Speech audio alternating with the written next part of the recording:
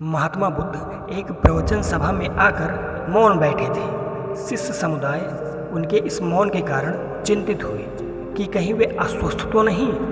आखिर एक शिष्य ने पूछ ही लिया, भंते आप आज इस तरह मौन क्यों हैं? वे नहीं बोले तो दूसरे शिष्य ने फिर पूछा, गुरुदेव आप स्वस्थ तो हैं? बुद्ध फिर भी मौन बैठे रहे। इतने में बाहर से एक व्यक्ति ने जोरों से पूछा, आज आपने मुझे धर्मसभा में आने की अनुमति क्यों नहीं दी? बुद्ध ने कोई उत्तर नहीं दिया और आंखें बंद कर ध्यानमग्न हो गए। वह बाहर खड़ा व्यक्ति और जोर से बोला, मुझे धर्मसभा में क्यों आने नहीं दिया जा रहा है? धर्मसभा में बैठे एक शिष्य ने उसका समर्थन करते हुए कहा, भंते उसे धर्मसभा में आने की अनुमति प्रदान कीजिए।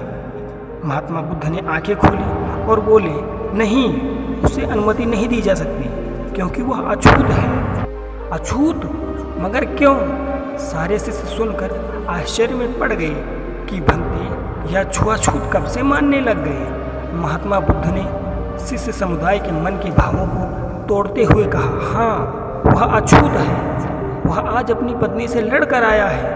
क्रोध से जीवन की शांति भंग होती है। क्रोधी व्यक्ति मानसिक हिंसा करता है। इस क्रोध के कारण ही शारीरिक हिंसा होती है। क्रोध करने वाला अछूत होता है क्योंकि उसकी विचार तरंगें दूसरे को प्रभावित करती हैं। उसे आज धर्मसभा से बाहर ही रहना चाहिए।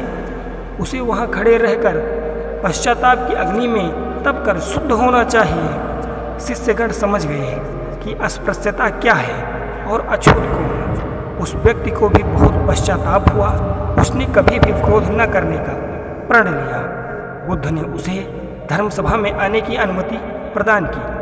दोस्तों, आज के इस समय में मनुष्य छुआछूत मानव की जाति और धर्म के आधार पर करता है और इसी के आधार पर लोगों को अछूत समझता है।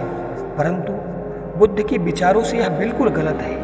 बुद्ध के द्वारा मनुष्य अछूत अपनी सोच, गंदे विचार, क्रोध आदि के आधार पर होता है।